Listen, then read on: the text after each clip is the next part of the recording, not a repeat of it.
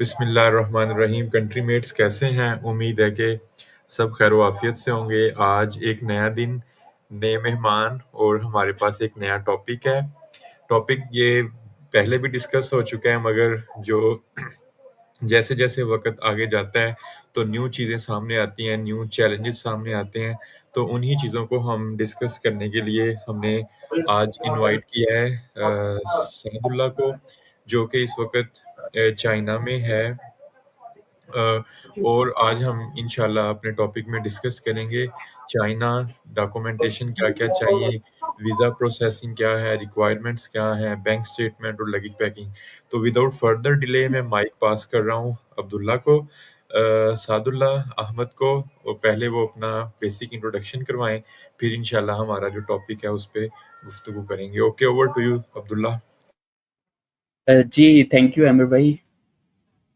First of all तो ये कि मेरा नाम यहाँ मेंशन भी है Sadullah Arsalan Ahmed and like I am a master student at Hwa Chong Agriculture University in China और ये मेरा लास्ट ईयर है अभी। और जहाँ तक बात है चाइना की, तो आज हम डिस्कस करने जा रहे हैं, जैसे अमर भाई ने ऑफ कोर्स ये पूरा टाइटल है चाइना के बारे में। तो इसमें अब जो टाइम है इधर चाइना के हवाले से जो स्टूडेंट्स को कंसर्न्स हैं उस पे हम डिस्कस करेंगे। उसमें हम देखेंगे कि क्या-क्या हमें ज़रूरी है, लाइक जो स्टूडेंट्स के एडमिशन्स हो गए हैं 2025 के लिए इनटेक के लिए, और सितंबर में उन्होंने आना है तकरीबन सब ने जिनका एडमिशन हो गया है। तो उसमें बहुत से क्वेश्चंस हैं, जिसमें स्टार्ट से लेते हैं तो जब उनका एडमिशन अप्रूव होता है तो उसके बाद से स्टूडेंट्स जो है वो कंफ्यूज हो जाते हैं कि what we should do, next process, visa कैसे लगवाना है, उसके लिए डॉक्यूमेंट्स कौन कौन से चाहिए, उसका क्या प्रोसेस है, एंड देन उसके अलावा डिफरेंट छोटे छोटे प्रॉब्लम्स हैं जो हमें फेस करना पड़ते हैं, वो सारे इसमें डिस्कस करेंगे। और ये भी कि चाइना जो है with the passage of time कितना प्रोग्रेस कर रहा है, और रिसेंटली जो एक इनकी रैंकिंग्स हैं रिसर्च के हवाले से, और चाइना की जो यूनिवर्सिटीज़ हैं उन्होंने किस तरह दुनिया को जो है हैरान किया है रिसर्च के एरिया में, और अपनी टॉप यूनिवर्सिटीज़ जो है एक लिस्ट में, अगर टॉप 10 या 20 वो लिस्ट भी हम शेयर करेंगे, उसमें चाइना कितना आगे जा रहा है रिसर्च में, वो तमाम चीज़ें इसमें डिस्कस करेंगे। ओके सादुल्ला, सादुल्ला सादुल्ला, बहुत बहुत शुक्रिया, आपने अपना बेसिक इंट्रोडक्शन करवाया। तो सबसे पहले शुरू करते हैं कि चाइना क्या है, चाइना क्या बला है जिसे हम अपने अल्फाज में कहते हैं। आपके पास कोई लिस्ट थी, मुझे आपने बताया, तो वो लिस्ट हमें शेयर करके बताएं कि चाइना की असल पावर क्या है, उसका असल फेस क्या है जो दुनिया के सामने आना चाहिए। फिर हम बाकी चीज़ों को डिस्कस करते हैं। या बिल्कुल ऐसा ही है। चले मैं स्क्रीन शेयर करता हूँ और आपको एक लिस्ट दिखाता हूँ कि वो लिस्ट जो है हमारे पास मौजूद है। एंड इसमें अगर हम बात करें, मैं लिस्ट शेयर करता हूँ। Select a tab, I would go entire screen and okay. Okay, आप स्क्रीन शेयर करें। Okay, is it now sharing? Yeah. Yes. Okay. So you can see, right? Okay, perfect, good luck. Alright. So यहाँ अगर हम देखें तो ये nature index 2024 research leaders के हवाले से, जैसे मैंने पहले बताया कि चाइना ने पूरी दुनिया को जो हैरान किया हुआ है रिसर्च में या रिसर्च लाइन पे, तो उसमें यहाँ इन्होंने मेंशन किया हुआ है Chinese institutions dominates the top spots. अब यहाँ उन्होंने रैंकिंग दी हुई है। अगर हम ये देख लेते हैं तो institutions are ranked by articles shared in 2023, और ये वो आर्टिकल हैं जो सिर्फ 2023 में उसकी बेस पे जो है ना ये आगे इन्होंने लिस्ट बनाई है। और each institution article count in 2023 and percentage change in adjusted share from 2022 to 23।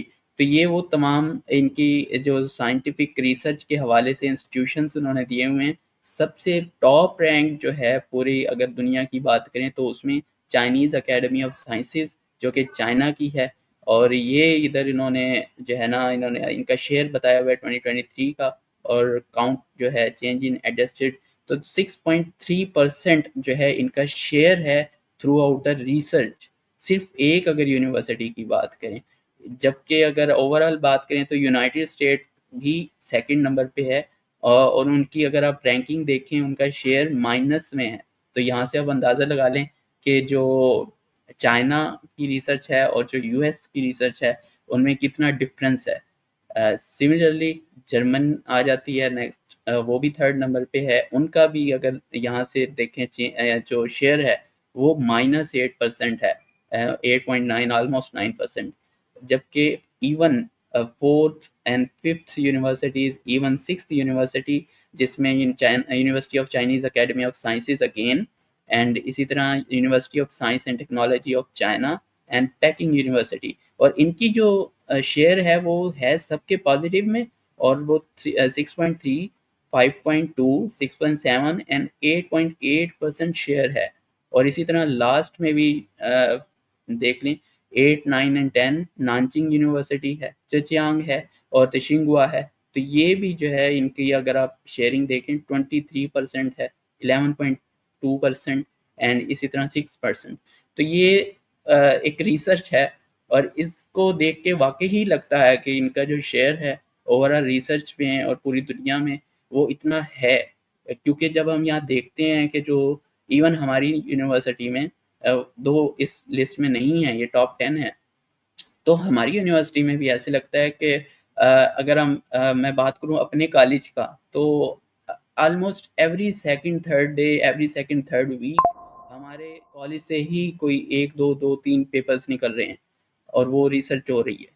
तो रिसर्च की बात जहाँ तक है तो वो वाकई ही इतना चाइना जो है एक्सेल कर रहा है, जबकि उसने यूएसए को भी बहुत पीछे छोड़ा हुआ है। हाँ, तो साथ जैसे आपने ये जो लिस्ट शेयर की है, मैं भी देख रहा हूँ कि जो चाइनीज़ एकेडमी ऑफ साइंसेज़ का शेयर देखें कितना ज़्यादा है और परसेंटेज 6.30 है। तो जी। अमेरिका की -3.10, तो फिर भी हमारे लोगों का जो पाकिस्तान में एक वो टुवर्ड्स चाइना एक बिहेवियर है, वो यही कहते हैं कि वहाँ की एजुकेशन जो है वो ऐसी है, 2 नंबर है, जैसे उसकी प्रोडक्ट्स होती हैं। तो ये बिहेवियर इस लिस्ट के बाद आपको लगता है कि चेंज हो सकता है? ऑफ कोर्स अमर भाई, इधर एक हमारा जो है ना एक जनरल कॉन्सेप्ट है, स्पेशली अगर हम पाकिस्तानीज की बात करें तो वो हम लोग क्या करते हैं कि हम वही आप वाली बात के जिस तरह चाइना के प्रोडक्ट्स हैं और उसी की तरह हम चाइना को रिसर्च एरिया में भी रखते हैं, और हम कहते हैं कि यार चाइना तो जाना ही नहीं है, ये तो बहुत ही फजूल और फारिग किस्म का कंट्री है, हर बंदा वहाँ जा रहा है। लेकिन जब आप ये उनके फैक्ट्स देखते हैं, फिगर्स देखते हैं, तो ऑफ कोर्स थोड़ा-सा जो कांसेप्ट है, जो पर्सपेक्टिव है वो चेंज होना बनता भी है कि किस तरह आपको चाइना जो है ग्रो करवा सकता है। हुँ, और अब पहले लोग एक गिला करते थे चाइना पीआर नहीं देता, अब वो 10 इयर्स का कार्ड भी आई थिंक देना शुरू हो गए हैं। जो पीएचडी उधर एग्ज़ैक्टली। से करते हैं, पोस्ट डॉक करते हैं, उनको 10 इयर्स का कार्ड भी देते हैं वो। ऐसा ही है? एग्जैक्टली, इन्होंने ग्रीन कार्ड भी अपना स्टार्ट किया है जो ये देते हैं। एंड अगर आप यहाँ पोस्ट डॉक या डॉक्टरेट यहाँ से हो जाती है और आप पोस्ट डॉक में एडमिशन ले लेते हैं, एंड देन आपका ओवरऑल अराउंड 5 to 10 ईयर्स का कोई स्पैन है, उसके दौरान ही एक स्पेसिफिक ईयर का फिगर है, उसमें आपको ये जो है आप इस पे अप्लाई कर सकते हैं ग्रीन कार्ड पे, और वो आपको देते हैं। बेहतरीन बेहतरीन है। तो बहुत शुक्रिया आपने हमें ये लिस्ट शेयर की। अब हम अपने मेन टॉपिक पे आ जाते हैं कि चाइना की आपने जी। सारी चीज़ें बताई, थैंक यू उसके लिए। और उम्मीद है कि इस लिस्ट के बाद लोगों को काफ़ी ज़्यादा फ़ायदा होगा इसका जो डिसीजन मेकिंग में। ओके, अब डिस्कस कर लेते हैं चाइना में अप्लाई करने के लिए हाई रैंक यूनिवर्सिटीज़ को लिस्ट में टॉप पे रखना चाहिए या डाउन? क्योंकि जब मैंने लिस्ट बनाई थी, तो मैंने पहले हाई रैंक यूनिवर्सिटीज़ को टारगेट नहीं किया था। मुझे लगता था कि वहाँ पे एडमिशन मुश्किल होगा। तो बच्चे कैसे लिस्ट बनाएँ? हाई रैंक यूनिवर्सिटीज़ को मिड में रखें, टॉप पे या एंड पे? थोड़ा-सा गाइड करें। अच्छा, बहुत अच्छा क्वेश्चन आपने पूछ लिया है ये, क्योंकि बहुत से स्टूडेंट्स जो हैं जब भी वो अप्लाई करने जाते हैं ना, तो उनका सबसे पहले क्वेश्चन ये होता है, यार मुझे ना हमें ये बताएं कि अच्छी यूनिवर्सिटी कौन सी है जिसमें मैं अप्लाई करूं।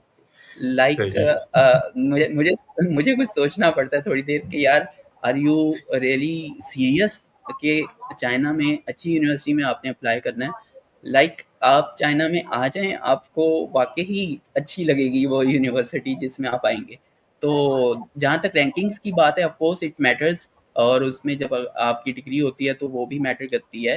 तो उसमें ये है कि इट डिपेंड्स ऑन फील्ड, कि अगर आपकी फील्ड की जो मेजर, आप उस पे ऑफ कोर्स जब आप अप्लाई करने जाएँगे तो आपको उस पे सर्च आउट करना है थोड़ा-सा, आपको अपनी रिसर्च भी करनी है।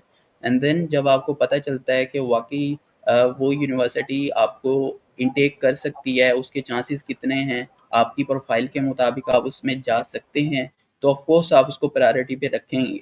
लेकिन कुछ स्टूडेंट बस उसी को प्रायोरिटी पे रखते हैं एंड देन बाकियों में अप्लाई ही नहीं करते। और इसी तरह स्कॉलरशिप्स को देखते हैं, तो स्कॉलरशिप की बेस पे वो देखते हैं कि स्कॉलरशिप उसमें सही नहीं मिल रही, या सिर्फ एक में मिल रही है, वो गवर्नमेंट स्कॉलरशिप है, तो वो बस उसी में अप्लाई करते हैं। बाकी स्कॉलरशिप का नहीं पता होता, जो रीजनल हैं या इवन यूनिवर्सिटी स्कॉलरशिप्स हैं, उनका उन्हें आइडिया नहीं होता। तो ये भी मैटर करता है। But of course I will again suggest के ये ना देखें अच्छी है रैंकिंग क्या है। ऑफ कोर्स थोड़ा सा मैटर करता है। At the end of the day आपको यही है कि आपने अगर रिसर्च करनी है, आपने रिसर्च में एक्सेल करना है, तो आप अप्लाई करें अपनी फील्ड से रिलेटेड जो भी बेसिक यूनिवर्सिटी है, उसमें आप अप्लाई करें। चांसेस जितने ज़्यादा अप्लाई करेंगे, जितनी ज़्यादा यूनिवर्सिटीज़ में, उतने चांसेस भी आपके बनते जाएंगे एडमिशन के। बिल्कुल। तो ये ना देखें कि आपका हाई रैंक यूनिवर्सिटी में हो रहा है कि नहीं। चाइना की मैंने जितनी भी अपने दोस्तों से मिलने जाता था, यूनिवर्सिटीज़ देख के दिल खुश हो जाता था। यकीन करें, यूरोप की यूनिवर्सिटीज़ वैसी नहीं है जो मैं चाइना में यूनिवर्सिटीज़ देखता होता था। तो चाइना को अंडर हाँ जी। एस्टिमेट ना करें। चाइना दुनिया की सुपर पावर है। वो अलग बात है, हमें उनकी ज़ुबान ठीक। समझ नहीं आती, जिसकी वजह से उनका जो मीडिया है वो हमें समझ नहीं आता। चूँकि इंग्लिश हमें समझ आती है, हम ज़्यादा हमारा जो रुझान है वो यूरोप और यूएसए की तरफ, यूके की तरफ, ऑस्ट्रेलिया की तरफ है। अगर इनकी भी ज़ुबान डिफरेंट होती तो हम कभी इधर ना आते, यकीन करें। किसी और मुल्क को देख रहे होते। तो अब डिस्कस कर लेते हैं डॉक्यूमेंटेशन। तो कौन-कौन से डॉक्यूमेंट्स एग्जैक्टली। चाहिए चाइना के लिए? एक्सेप्टेंस लेटर लाज़मी है कि नहीं? बहुत ज़्यादा बच्चे कन्फ्यूज़ होते हैं इसके बारे में।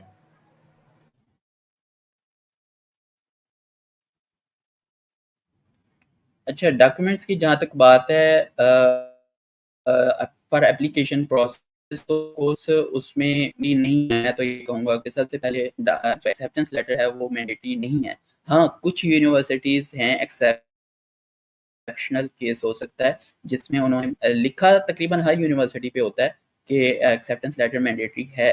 बट एट द एंड आपकी अगर प्रोफाइल अच्छी है, आप उस पर डायरेक्ट अप्लाई करते हैं विदाउट एक्सेप्टेंस लेटर भी, तो भी आपके चांसेस वही 50-50% हैं आफ्टर अप्लाई करने के, जितने आपके एक्सेप्टेंस लेने के बाद अप्लाई करने के हैं।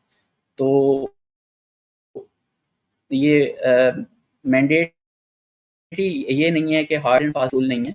वो तो अच्छा है, कुछ चांसेस बन सकते हैं, बट अगर नहीं भी है तो भी अप्लाई किया जा सकता है। तो इसके अलावा कौन-कौन से डॉक्यूमेंट्स चाहिए एक्सेप्टेंस लेटर के अलावा?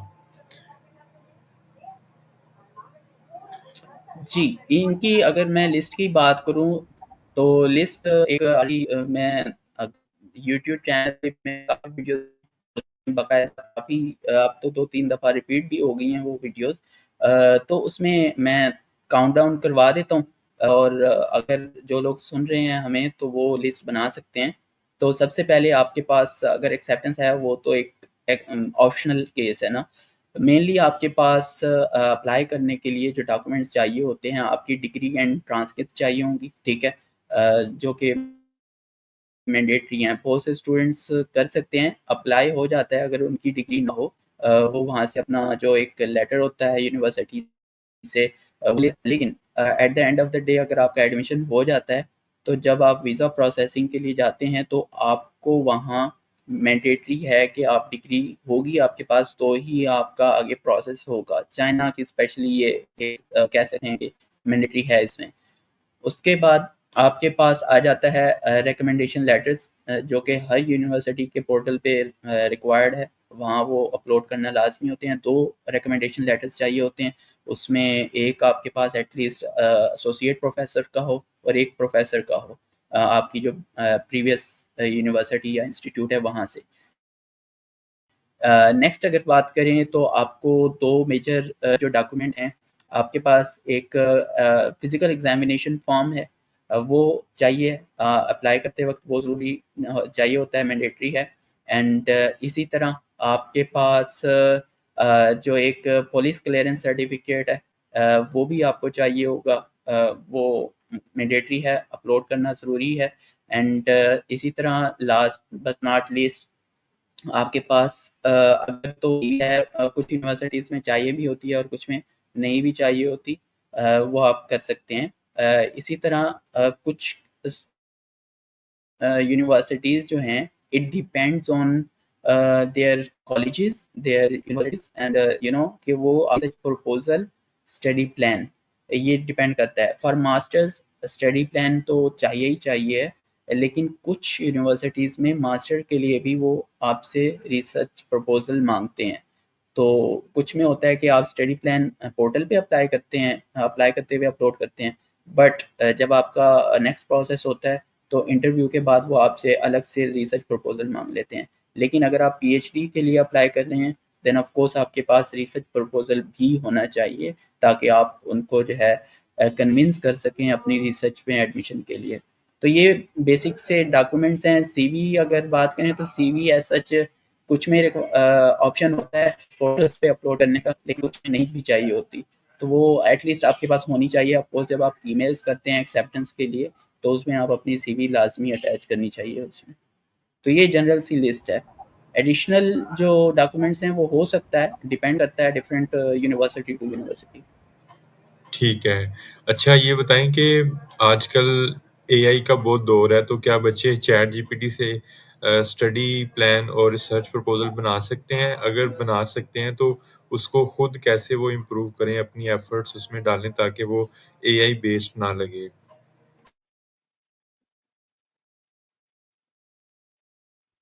जी, ये होता है और आजकल तो एआई का बहुत ज़्यादा इस्तेमाल है थ्रू आउट किसी भी रिसर्च में या एकेडमिक्स में, लेकिन उसका एक तरीका है। ये नहीं हो सकता कि हम जस्ट चैट जीपीटी को कमांड दें और वो हमें पूरा स्टडी प्लान या रिसर्च प्रपोज़ल बना कर दे दे एंड हम उसको as it is he use करें।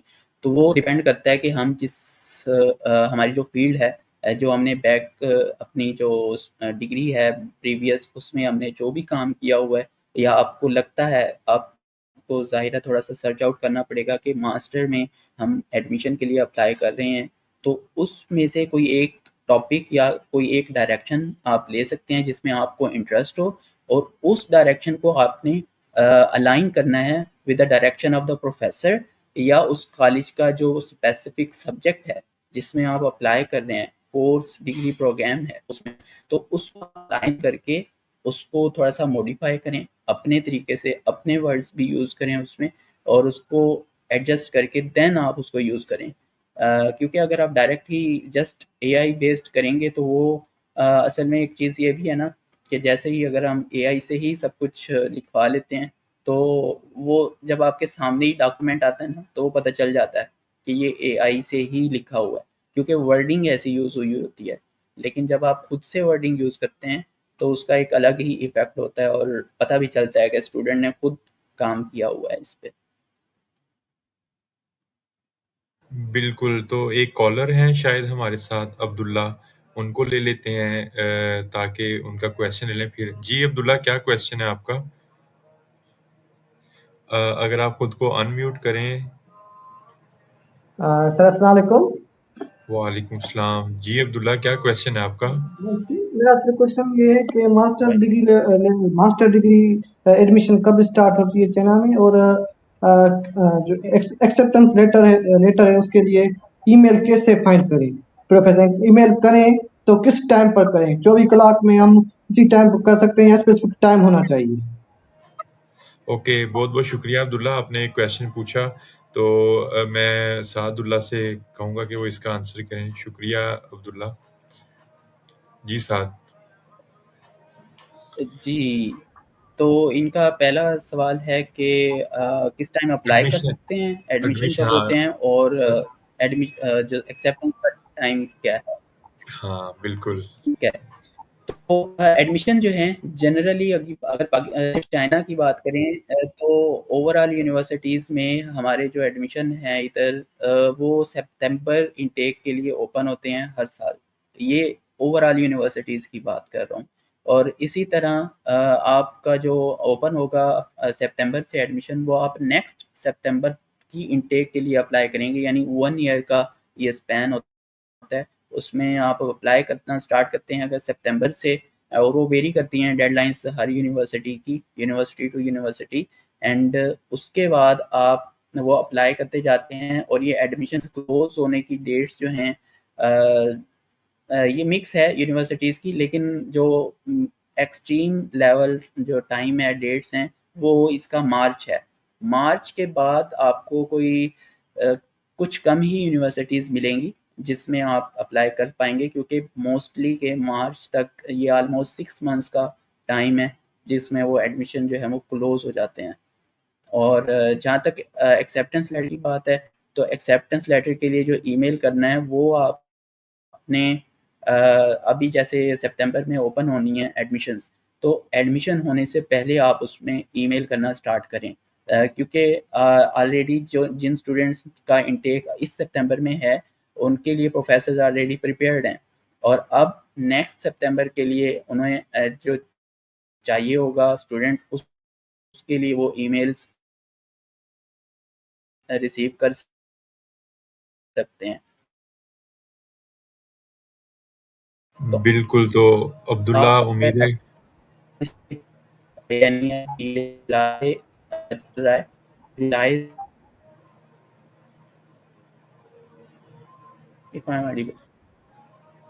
तो सादुल्ला आपकी आवाज़ कट रही है। हाँ, अब ठीक है। तो क्या कह रहे थे आप? जी।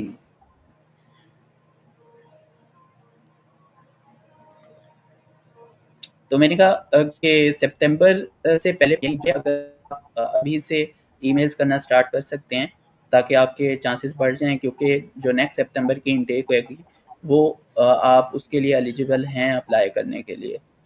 ठीक है, तो अब ये बताएं ईमेल में क्या लिखना है? कैसे उसकी ओपनिंग कैसे हो? मेन बॉडी और एंड पे कंक्लूजन क्या करना है आपने? कितने वर्ड्स की होनी चाहिए?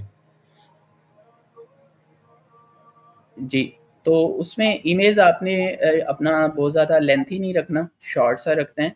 उसमें आपका 3 से 4 पैराग्राफ्स होने चाहिए, और हर पैराग्राफ 4 से 5 लाइन से ज़्यादा ना हो। और फर्स्ट पैराग्राफ में आपने अपना इंट्रोडक्शन देना है कि आपका नाम क्या है, आप किस कंट्री से हैं, एंड नेक्स्ट आपने बताना है कि आपने कौन-सी डिग्री की हुई है, आपका बैकग्राउंड क्या है। और उसके बाद जो नेक्स्ट पैराग्राफ होगा सेकंड, उसमें आपने अपनी एक्सपर्टीज़ बतानी है कि उस डिग्री से रिलेटेड आपकी क्या-क्या एक्सपर्टीज़ हैं। यानी आपकी कोई इंटर्नशिप्स हैं, कोई एक्सपीरियंस है, कोई रिसर्च एक्सपीरियंस है, या आपने कोई उसमें पेपर या आर्टिकल कुछ लिखा हुआ है, तो वो आप उसमें मेंशन कर देंगे। एंड थर्ड पैराग्राफ में आप बताएंगे कि आप इसमें आप जिस सब्जेक्ट में या जिस प्रोफेसर के पास अप्लाई करना चाहते हैं, तो वो आपके बैकग्राउंड के साथ कैसे अलाइन करता है। यानी आप बताएंगे फॉर एग्जांपल फूड है, फूड न्यूट्रिशन है, तो अगर आपने पीछे फूड प्रोसेसिंग भी की हुई है, तो आपने उसको अलाइन करना है और बताना है कि वो किस तरह मैच करता है दोनों, आपका बैकग्राउंड और अपकमिंग जो प्रोजेक्ट है वो। और लास्ट में आपने बताना है आप वाक़ई ही क्यों एंथुसियास्टिक हैं उसके लिए, कितने आपको लगाव है, कितनी चाहत है आप में कि आप उसको चाहते हैं कि प्रोफ़ेसर आपको ही ले और बाकी स्टूडेंट्स को ना ले। तो आपने कन्विंस करना है कि चाइना अच्छा है, वो यूनिवर्सिटी अच्छी है और वो प्रोग्राम अच्छा है, वो उसमें आप कितना एक्सेल करना चाहते हैं और आप कैसे करेंगे, वो आपने बताना है। और उसमें आपने अटैच बिल्कुल। करना है अपनी सीवी, और अगर आपके पास रिसर्च प्रपोज़ल बना लेते हैं या कवर लेटर, तो वो बेहतर हो जाएगा। उसमें मज़ीद डिटेल्स अगर आप चाहें तो ऐड कर सकते हैं। हाँ, ये हरगिज़ नहीं लिखना कि पाकिस्तान की दोस्ती समुंदर से गहरी, कोह हिमालय से ऊंची और शहद से मीठी है। इन चीज़ों का साइंस में कोई ताल्लुक नहीं है, ये पॉलिटिकली स्टेटमेंट्स होती हैं। साइंस बिल्कुल डिफरेंट है और साइंस बहुत सिंपल है। मेरा प्रोफेसर यही कहता है, साइंस इज़ वेरी सिंपल।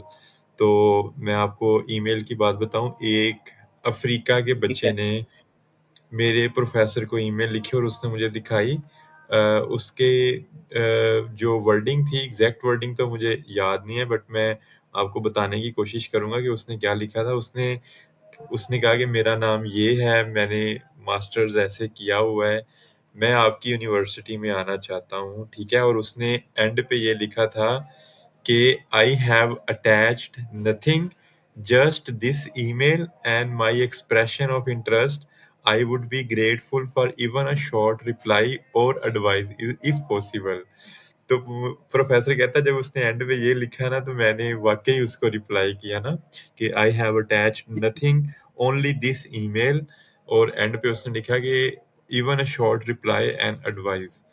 तो इस तरह की भी चीज़ें कभी-कभी आपकी लाइफ में कामयाब हो जाती हैं। इस तरह की भी ईमेल्स लिखा करें, कभी-कभी डिफरेंट होनी चाहिए थोड़ी, जो आपकी ओरिजिनल फीलिंग्स हों, जो अंदर से आवाज़ आ रही हो।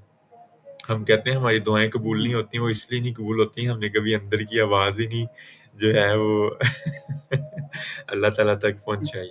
ओके, तो अब ये बताएँ कि ये डॉक्यूमेंटेशंस हो गए, अब अप्लाई कैसे करना है? एप्लीकेशन के लिए जी, यूनिवर्सिटीज़ में, जी, वेल, तो इसमें सिंपल सा प्रोसेस होता है। मोस्टली मैंने जहाँ तक देखा है, अगर मैं अमेरिकन यूनिवर्सिटीज़, इसी तरह यूरोपियन यूनिवर्सिटीज़, उसमें इटली आ गई, जर्मनी आ गई, तो उनके बहुत कॉम्प्लेक्स प्रोसेसेस हैं और उसमें इतना टाइम लगता है कि आपका दिमाग घूम जाता है। कितने उनके पोर्टल्स हैं और कितने किस टाइम क्या अपलोड करना है, किस तरह इंफॉर्मेशन ऐड करनी है। As compare to those countries, China का मैं समझता हूँ कि सबसे आसान प्रोसेस होता है और इनके पोर्टल्स 1 से मैक्सिमम 2 होंगे, जिसमें एक स्कॉलरशिप का हो सकता है और एक उनका यूनिवर्सिटी का। और इनके बहुत सिंपल से पोर्टल्स होते हैं। हाँ, ये कुछ यूनिवर्सिटीज़ का डिपेंड करता है कि वो उनके जो पोर्टल फाइंड करना वो थोड़ा-सा डिफ़िकल्ट हो सकता है कुछ में, लेकिन ज़्यादातर की वेबसाइट जो हैं वो अब अपडेट होती रहती हैं, तो वो ईज़ी से ईज़ी बनाते रहते हैं, स्पेशली इंटरनेशनल स्टूडेंट्स के लिए।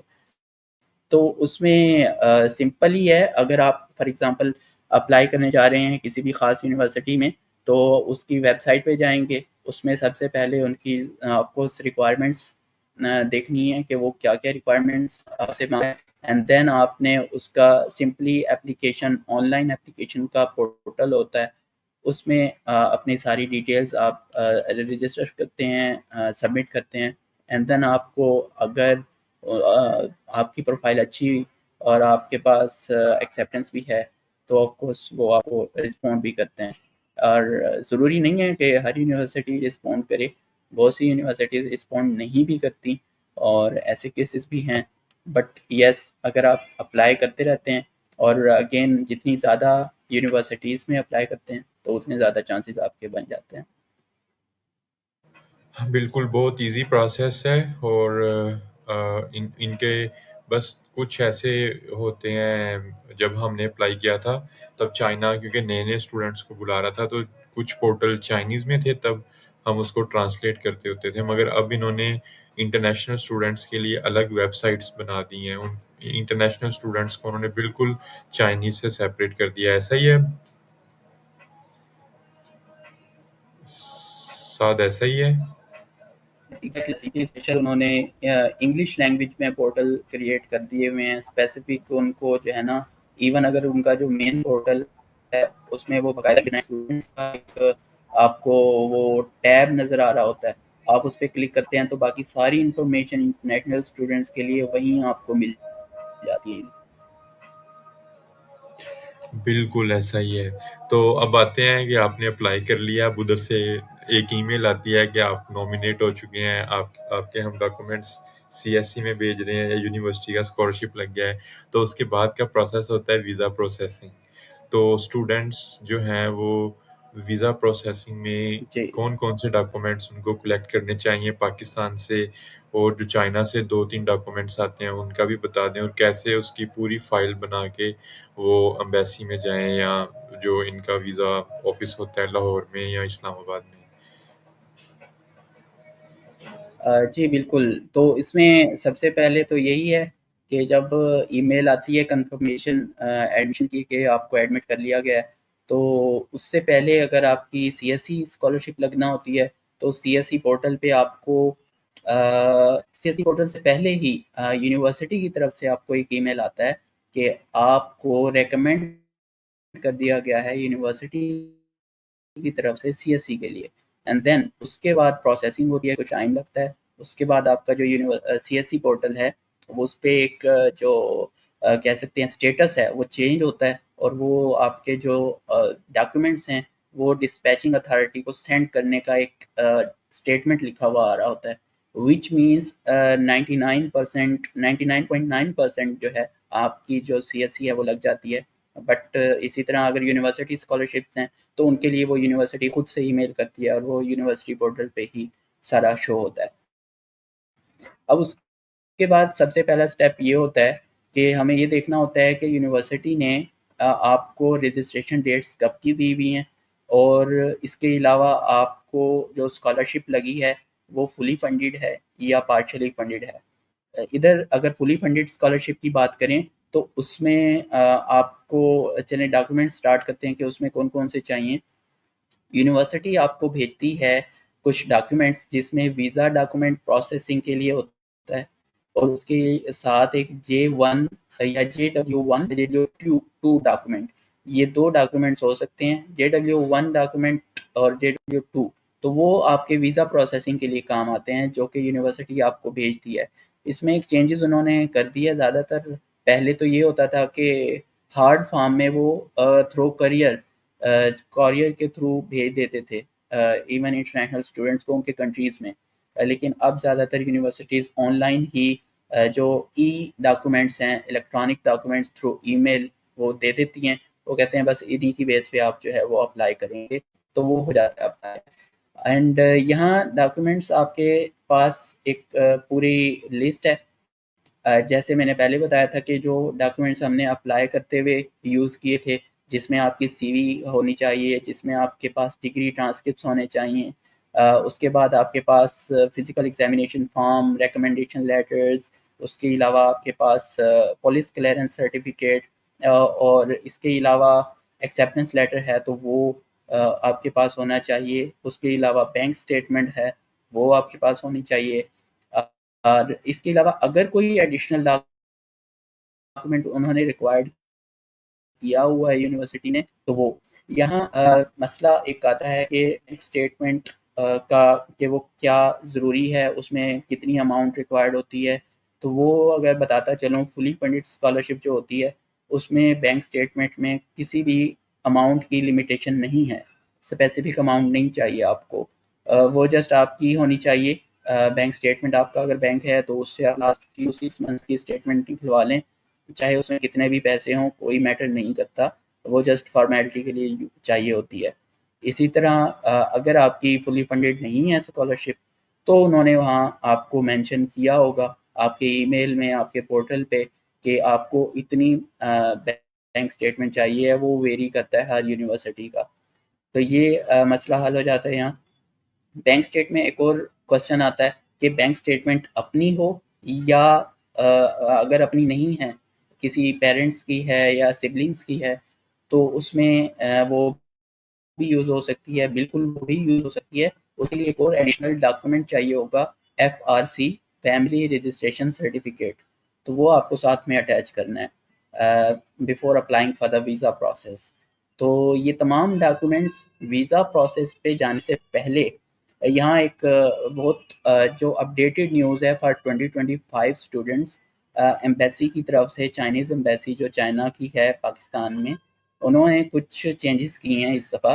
और जो हम मोफा से, मिनिस्ट्री ऑफ फॉरेन अफेयर से अटेस्टेशन करवाते थे, उन्होंने उसको जो है ख़त्म कर दिया है मैंने सुना है, और वो तकरीबन 21 जुलाई 2025 से वो स्टार्ट होगा, इम्प्लीमेंट होगा वो रूल।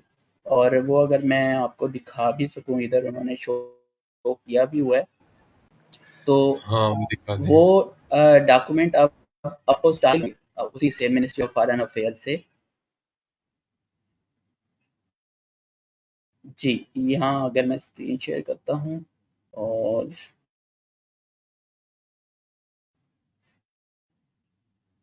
यस,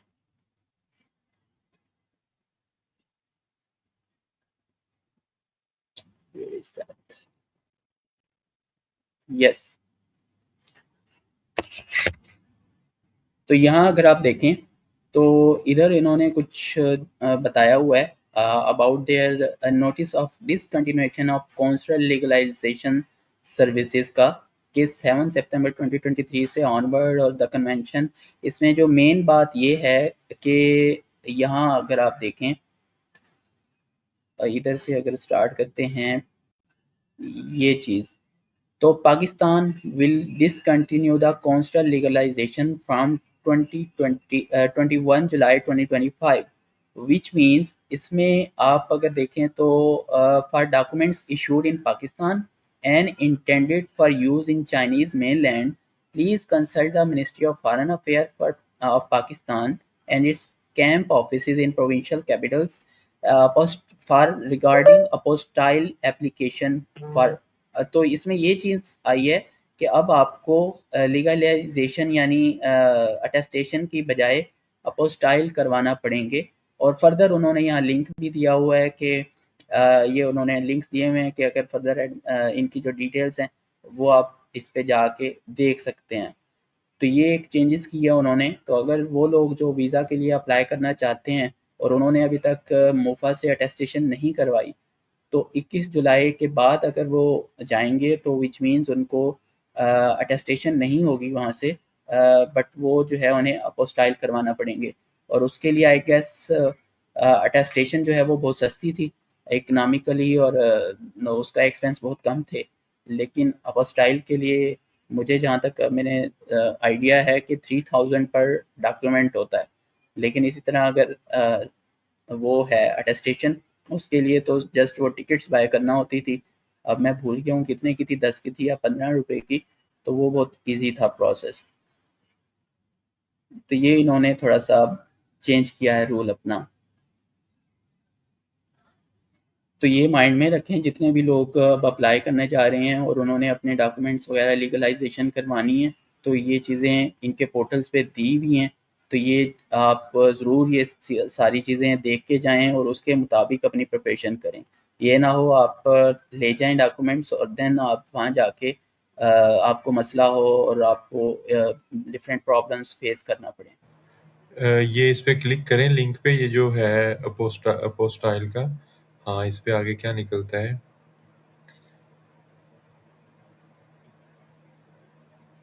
तो ये नई चीज़ जो चाइना ने इम्प्लीमेंट की है, सारे स्टूडेंट्स अच्छी इसको लाजमी हाँ पढ़ें ये क्या है। तो चाइना भी यार सख्त करता जा रहा है requirements.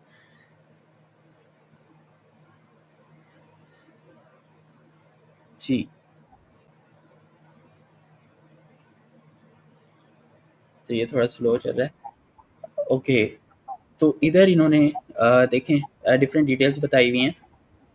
like the Ministry of Foreign Affairs is camp offices in professional and missions abroad continue to provide efficient। तो यहाँ इन्होंने अपोस्टाइल्स जो है वो सर्टिफिकेशन के बारे में बताया हुआ है। उनकी सर्विसेज के बारे में अगर हम इस पे क्लिक करते हैं तो launch of style legalization process for Ministry of Foreign Affairs and its liaison offices at Lahore, Karachi, Peshawar, Quetta and Gujarat are processing apostille legalization via walk-in applicants only for legal documents। तो यहाँ उन्होंने online appointments का भी link दिया हुआ है। तो अगर आपने अप्लाई करना है तो आप इस ऑनलाइन अपॉइंटमेंट पे जाएंगे, अपनी अपॉइंटमेंट बुक करेंगे एंड देन उस अपॉइंटमेंट वाले डेट पे आप वहाँ जाके या कॉरियर कंपनीज के थ्रू भी आप अपना ये डॉक्यूमेंट्स जो हैं वो अपोस्टाइल करवा सकते हैं। 5 courier companies have been hired और उसमें उन्होंने ये जेरीज इंटरनेशनल है, लेपर्ड्स है, एक्सीलेंट कॉरियर है, MNP है, TCS है। ये वो तमाम कॉरियर कंपनीज हैं जो इन्होंने बताई हुई हैं। और फी स्ट्रक्चर इधर इन्होंने बताया हुआ है कि fee structure for apostille certification has also been revised with effect from 8 July 2024 और न्यू फीस जो है पर्सनल एंड एजुकेशनल डॉक्यूमेंट्स के लिए 3000 पर डॉक्यूमेंट चाहिए आपको, और इसी तरह लीगल डॉक्यूमेंट अगर है तो वो आपको 4500 पर डॉक्यूमेंट है। इसी तरह कमर्शियल डॉक्यूमेंट होगा अगर कोई आपके पास तो वो उसकी 12,000, लेकिन इनका हमारे यूज़ में नहीं है क्योंकि हमारे जो भी डॉक्यूमेंट हैं वो ज़्यादातर पर्सनल एंड एजुकेशनल डॉक्यूमेंट्स होंगे, तो वो 3000 पर डॉक्यूमेंट आपकी फ़ीस होगी। और इधर उन्होंने डिफरेंट जो है वो कैंपस टाइमिंग्स वगैरह बताई हुई हैं। ठीक है, तो बस अपनी अपॉइंटमेंट लें और जाएं उधर और अपने डॉक्यूमेंट्स जो या है आपको स्टाइल करवा लें। तो कमेंट्स हम एंड पे लेंगे, अगर किसी ने कॉल पे बात करनी है वो भी एंड पे कर सकता है। अच्छा, अब क्विकली डिस्कस कर सकते हैं हम, टाइम भी हो रहा है। लगेज पैकिंग, वहाँ पे जाते हुए क्या क्या चीज़ पैक करनी चाहिए? या ठीक है, वो डिस्कस कर लेते हैं।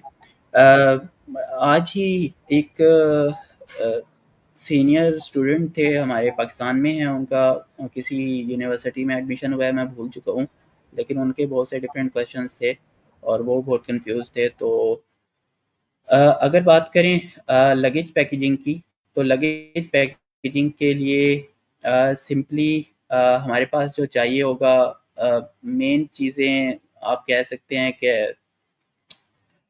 अ, कपड़े सबसे पहले आ जाते हैं। आप जिस सिटी में चाइना के आपका एडमिशन हुआ है आप वो देख लें, एंड उसके मुताबिक उसका जो वेदर है। लेकिन अगर जनरल बात करूँ चाइना की, तो उसमें हर सिटी में अगर विंटर है वो थोड़ा एक्सट्रीम है, इसी तरह समर है तो वो भी एक्सट्रीम है। तो आप जनरल अपना जो ड्रेस है या जनरल जो आप पहनते हैं वो आप उसमें 2 4 5 ड्रेसेस रख सकते हैं, जो भी आप पहनते हैं। लेकिन आई विल सजेस्ट कि उसके बाद जब आप यहाँ आ जाते हैं चाइना में, तो उसके बाद यहाँ से आप बाय कर सकते हैं क्योंकि इनमें थोड़ा-सा डिफरेंस भी होता है। अगर विंटर है तो पाकिस्तान वाले विंटर वाले क्लॉथ्स जो हम वहाँ पहनते हैं वो यहाँ एज़ सच नहीं चल पाते, तो यहाँ से आप बाय कर लें, वो ज़्यादा बेहतर रहेगा। तो समर में तो कोई भी चल जाते हैं। तो बाकी जो इस्तेमाल की चीज़ें हैं आपके लगेज के लिए, वो आपको चाहिए है कि थोड़े बहुत जब आप चाइना में आते हैं, तो जैसे पहले हमने बात की कि लैंग्वेज का डिफरेंस है। ऑफ कोर्स उस यूनिवर्सिटी में बहुत सी कम्युनिटी होती है हमारे कंट्री की, बट ऐसा नहीं है कि आप आएँगे तो उन्हीं के आसरे पे आप आएँगे और आपने जितना कुछ 1 महीना या 2 महीने रहना है तो उनके आसरे पे आप रहें, ऐसा नहीं हो सकता और ऐसा पॉसिबल भी नहीं है। तो आपको थोड़ा बहुत खाने-पीने के जो चीज़ें हैं, जिसमें आप कह सकते हैं कि अ, दालें वग़ैरह जो आप पका सकें ईज़िली, कोई राइस थोड़े बहुत या कुछ भी ऐसा, ये तमाम चीज़ें यहाँ भी मिल जाती हैं। ये वो सिर्फ़ उस पर्पज़ के लिए है कि जब आप आ जाते हैं, फ़ौरन आपको ये चीज़ें नहीं मिल पाती और ज़ाहिर है कुछ ऐसे सिटीज़ भी हैं जिसमें ये चीज़ें मिलना इतना आसान नहीं भी होती। तो उस पर्पज़ को जो है आपको, ताकि परेशानी ना हो, तो आप ये खाने-पीने की चीज़ें, स्नैक्स वग़ैरह पाकिस्तान से जो ला सकते हैं, आपको पसंद है, वो आप उसमें ऐड कर सकते हैं। इसी तरह ऑफ़ कोर्स आपके पास जो लैपटॉप वग़ैरह होगा वो तो आप ला सकते हैं। यहाँ यूज़ हो जाते हैं वो तमाम चीज़ें, मोबाइल्स भी यूज़ हो जाते हैं। लेकिन एक चीज़ ये माइंड में ज़रूर रखें, चाइना आने से पहले आपको अपने मोबाइल्स में जो है और इवन लैपटॉप्स में भी, अगर आप वीपीएन बाय कर सकते हैं तो बाय कर लें, नहीं तो फ्री वीपीएन्स भी मिलते हैं, प्ले स्टोर पे मौजूद हैं, तो वो आप लाज़मी इंस्टॉल करके आएँ। अपना वीचैट अकाउंट पाकिस्तान से ही बनाकर आएँ। ऑफ़ कोर्स जब आपका एडमिशन प्रोसेस हो रहा होता है, जब आप एडमिट हो जाते हैं, तो वो जो यूनिवर्सिटी है वो आपको ऑलरेडी अ, किसी ना किसी वीचैट ग्रुप में भी ऐड करती है फॉर इंफॉर्मेशन पर्पस। और जवा आउट करके आए जिसमें आपको अली पे है, और एक होता है यहाँ टैक्सी के लिए दीदी ऐप, तो वो अगर आप डाउनलोड कर लें वो अच्छा है। और चाइनीज़ का एक मैप है, ए मैप। अब तक तो वो चाइनीज़ में ही था, लेकिन अब उन्होंने एक इंग्लिश वर्ज़न भी उसका जो है वो निकाल लिया है, तो फॉर इंटरनेशनल स्टूडेंट्स।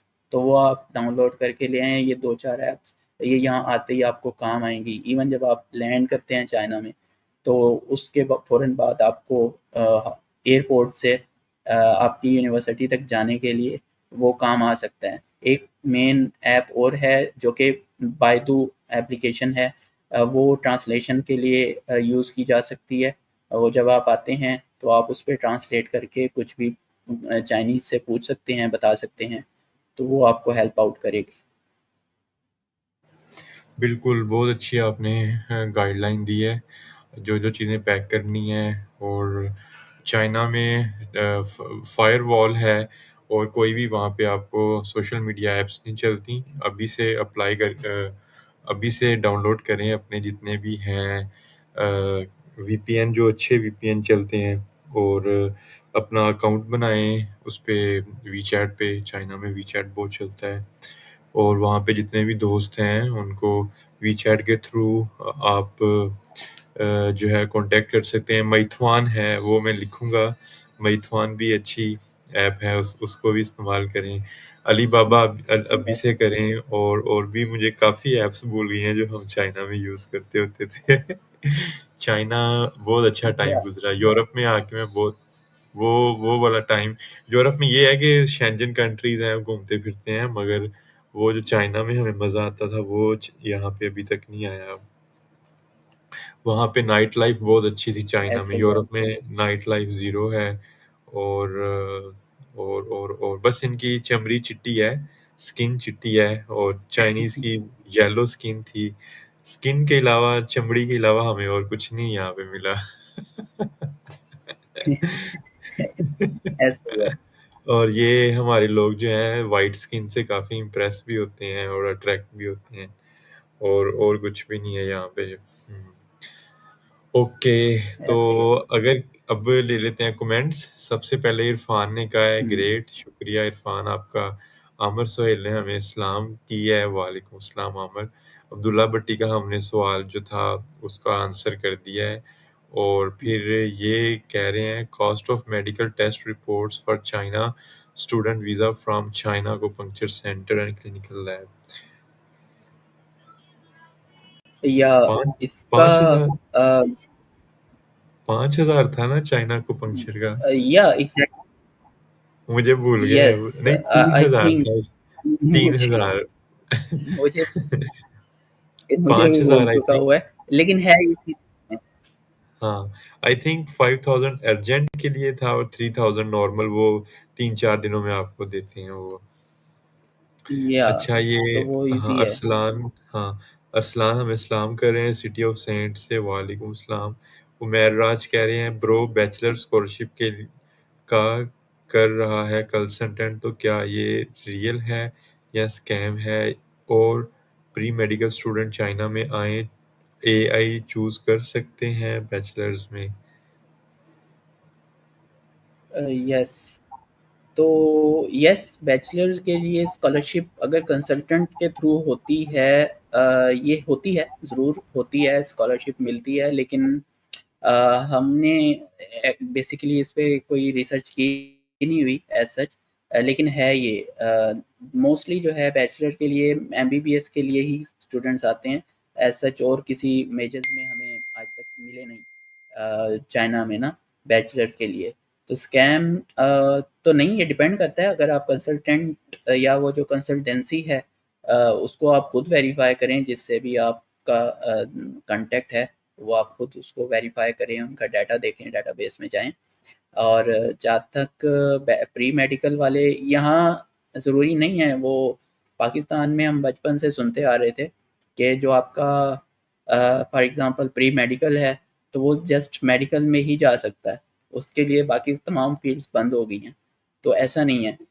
चाइना में आपका अगर कोई भी बैकग्राउंड है और लेकिन उसके लिए ऑफ कोर्स शर्त है कि आपका उसके बारे में नॉलेज होना चाहिए, और आपका जो कह सकते हैं कि आप कितना चाहते हैं वो उसमें एक्सेल करना या उस फील्ड में जाना, तो आपने कन्विंस खुद करना है अपने बैकग्राउंड नॉलेज से या एक्सपीरियंस से। तो ये कोई भी फील्ड में आप जा सकते हैं। अच्छा, ये जो स्कॉलरशिप है, ये सिर्फ़ चाइनीज़ लैंग्वेज जो टॉट होते हैं उनमें मिलते हैं, इंग्लिश में कोई स्कॉलरशिप बैचलर्स में नहीं होता। हमारे साथ स्टूडेंट्स थे और वो जो एमबीबीएस है वो चाइनीज़ लैंग्वेज में कर रहे थे और काफ़ी मुश्किल था उनके लिए। तो आई थिंक वो पाकिस्तान में जाके फिर एग्ज़ाम वगैरह भी देते हैं, तो ये अभी से देखें और बहुत ज़्यादा सर्च आउट करें। इरफ़ान कह रहे हैं चाइना क्या-क्या चीज़ें लेके जाएँ? इरफ़ान वो हम डिस्कस कर चुके हैं। अदील कह रहे हैं सर मास्टर्स इन रेडियोलॉजी के लिए कोई कंट्री बता दें जो फुली फंडेड स्कॉलरशिप ऑफ़र करता हो।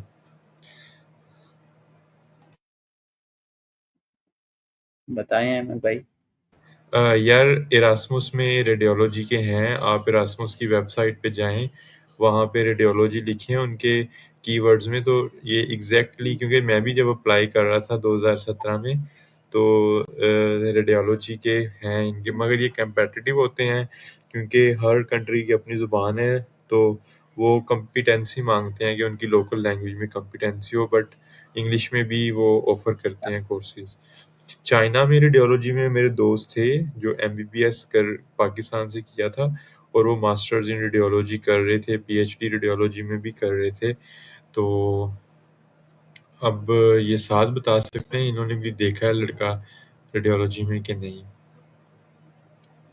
या इधर वही अगेन जब बैचलर में आते हैं ना तो स्टूडेंट ज़ाहिर है वो मेजर फील्ड है, बेसिक फील्ड है मेडिकल की। उसके बाद मास्टर में वाक़ई ही हैं, बहुत सी यूनिवर्सिटीज़ हैं जिनमें मेडिकल ऐसी फील्ड्स जो हैं वो प्रॉपर वो चाहे यूनिवर्सिटी मेडिकल नहीं है, लेकिन उनमें ये फील्ड्स हैं। रेडियोलॉजी है या इनसे रिलेटेड मेडिकल से फील्ड जितने भी मेजर्स हैं, वो ऑफ़र हो रहे हैं। तो वो सर्च आउट करना पड़ेगा कि किन-किन यूनिवर्सिटीज़ में मेडिकल जो सब्जेक्ट्स हैं ये हो रहे हैं, ऑफ़र हो रहे हैं। बिल्कुल, तो सारे क्वेश्चंस हो गए हैं साथ। बहुत शुक्रिया आपने हमें टाइम दिया और आपने सारा डिटेल से बताया चाइना का। तो मैं इसको समराइज़ करूँगा हमारे सेशन को कि चाइना जो है वो दुनिया की सुपर पावर है, कोई माने या ना माने, उसकी प्रोडक्ट्स, एजुकेशन पूरी दुनिया में छाई हुई हैं। और अब वो 10 इयर्स का कार्ड भी देते हैं और अब वो ग्रीन कार्ड भी देना शुरू हो गए हैं। तो यही चीज़ें हमारे कंट्री में लोगों को अट्रैक्ट करती हैं। आप अप्लाई करें, वहाँ पे जाएँ, डॉक्यूमेंट्स अच्छे तरीके से तैयार करें, वीज़ा प्रोसेस के जो डॉक्यूमेंट्स हैं आप पोस्टाइल करवाएँ, जो साद ने प्रोसीजर बताया है, बैंक स्टेटमेंट का, लगेज का हमने सारा डिस्कस किया। तो लगेज में मैं एक चीज़ ऐड करूँगा, ट्रेडिशनल ड्रेस लाज़मी लेके जाएँ अपने कंट्री के, वहाँ पे वो होते हैं जो कल्चरल फेस्टिवल्स होते हैं, जुमे की नमाज़, ईद की नमाज़, तो आप अपने ट्रेडिशनल ड्रेस जो है वो पहन के जा सकते हैं। हाँ, अपने मसाले लाज़मी लेके जाएँ, इवन दो मिलते हैं बट जो पाकिस्तान के मसालों का ज़ायका है वो अभी तक मैं यूरोप से भी खरीदता हूँ यहाँ से, तो इंडियन शॉप से जो चीज़ खरीदते हैं उसी का टेस्ट आता है हमें, यहाँ पाकिस्तान की शॉप से, जो यूरोप की शॉप से, यूरोपियंस की शॉप पे वो टेस्ट नहीं है। तो मसाले लेके जाएँ, सारे जितने भी बिरयानी मसाले, वो नेशनल के और शान मसाला जितने भी हैं वो लेके जाएँ। कम से कम या पैंट शर्ट्स लेके जाएँ क्योंकि यो चाइना की सर्दी जो है हमारे तो बहुत सर्दी पड़ती थी, तो पाकिस्तान के तमाम पैंट शर्ट्स उधर फ्लॉप हो जाएँगी। वहाँ पे जाके ड्रेस वगैरह खरीदें, 2-3 शर्ट्स ले जाएँ पहले 2 हफ्तों के लिए या 1 महीने के लिए, जब आपका स्कॉलरशिप आ जाए, वहाँ से जैकेट्स खरीदें, वहाँ से शूज़ खरीदें, उनके शूज़ डिफरेंट होते हैं पाकिस्तान से क्योंकि वहाँ पे बर्फ़ भी पड़ती है, सर्दी भी होती है, जैकेट्स डिफरेंट हैं उधर। तो हर चीज़ उधर से जाके खरीदें, कोई इतना ज़्यादा लगेज ना लेके जाएँ। जब मैं गया था तो मेरे पास डॉक्यूमेंट्स थे, कुछ मेरे पास चीज़ें थीं खाने-पीने की, उनमें खजूरें थीं और कुछ बादाम थे और इस तरह के ड्राई फ्रूट्स थे, मेवा-जात थे और बहुत से कम मेकअप ड्रेस लेके गया था, 3-4 शर्ट्स थीं, 2 पैंट्स थीं और 1 जो शूज़ पहन के गया था। तो उधर से जाके जब मेरा स्कॉलरशिप आया था तो मैंने लिए थे, और जब मैं यूरोप में आया था तो मेरी भी यही चीज़ थी। मैं बहुत कम चीज़ें लेके सफ़र करता हूँ, तो अपने सफ़र को एन्जॉय करें। ये ना हो कि आप सिर्फ़ वो लगेज को घसीटते रहें, और साथ देखा है ये चाइनीज़ कितने कम लगेज के साथ सफ़र कर रहे होते हैं, छोटा-सा बैग होता है और एन्जॉय कर रहे होते हैं, और ऐसे हमारे ही है। लोग बैग घसीट-घसीट के पागल हुए होते हैं। एग्ज़ैक्टली ऐसे ही है। यहाँ तो बहुत जो है ना, कह सकते हैं मिनिमलिस्ट जो हैं चाइनीज़, वो हैं कह सकते हैं।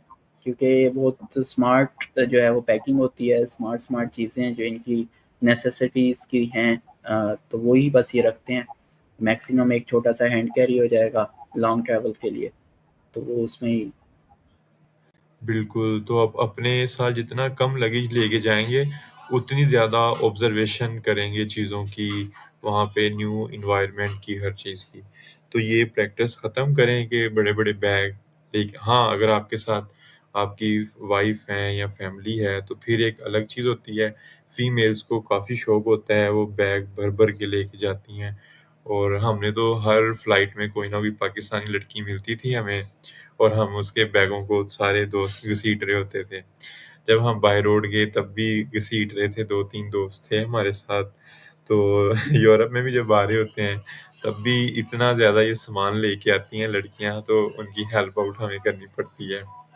तो साथ अभी तक ऐसा हुआ एक्सपीरियंस? ऐसे ही है। नहीं, बैग को कैरी करने का तो नहीं हुआ, लेकिन लास्ट नहीं, मतलब कि टाइम जब मैं आया था, पाकिस्तानी कोई मिली हो, इतना ज़्यादा सामान ले गई?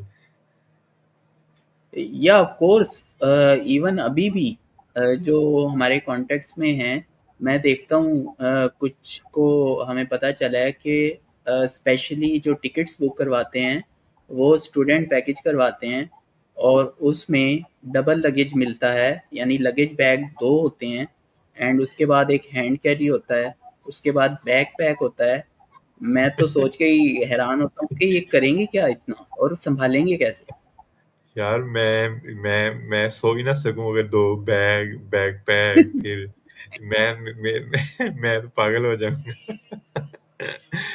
तो हमने ऐसे ही है। देखा है ना, जो लड़के फैमिली के साथ ट्रैवल करते हैं, वो उनकी हालत इतनी गहरी हुई होती है।